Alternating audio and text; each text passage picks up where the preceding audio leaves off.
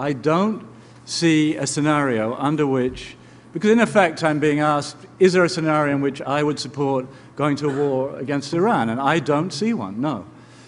So you're confident that deterrence would work? I am. Bret?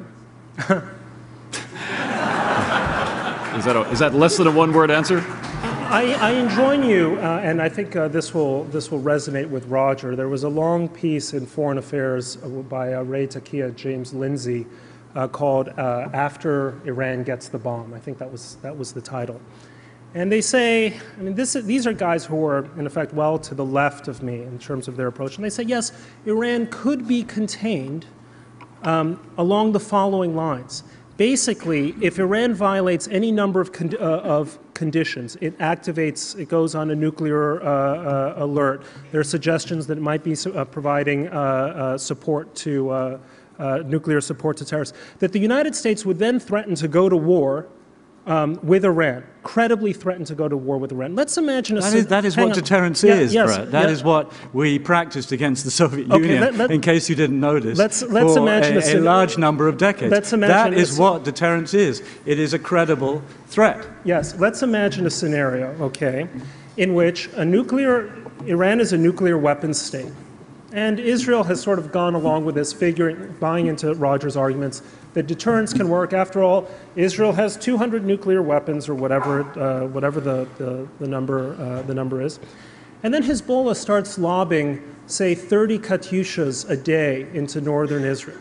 Not 100, just 30, every day. And every day, one family gets killed.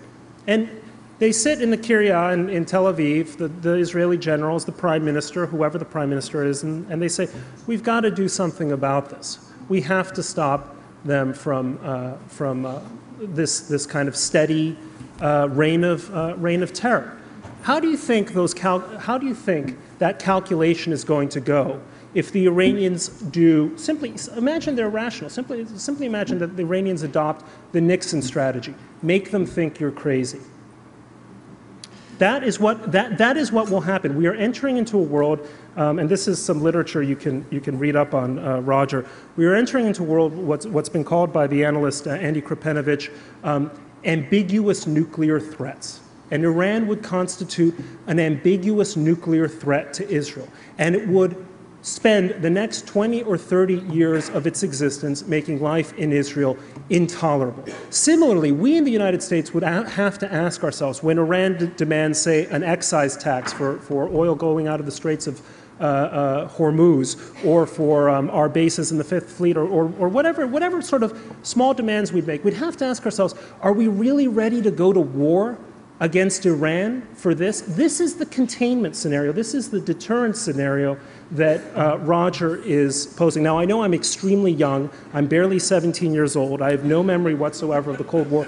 But I'm told by my elders that the Cold War was actually this scary thing, that some of you in this room were practicing nuclear drills, going under the tables in your desk, biting your fingernails and driving off to the mountains in Maryland during the Cuban Missile Crisis. So this is now held up to us as a perfect model for what we should hope for in the future. Because, why? Because the price of stopping Iran is just too great for us to bear.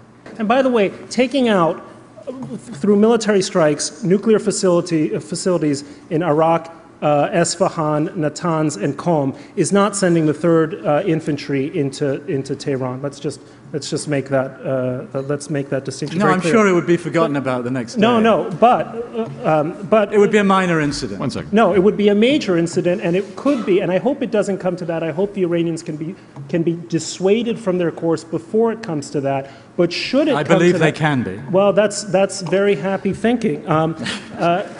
Against the evidence of an uninterrupted year of mistaken predictions from Roger, you're on a roll.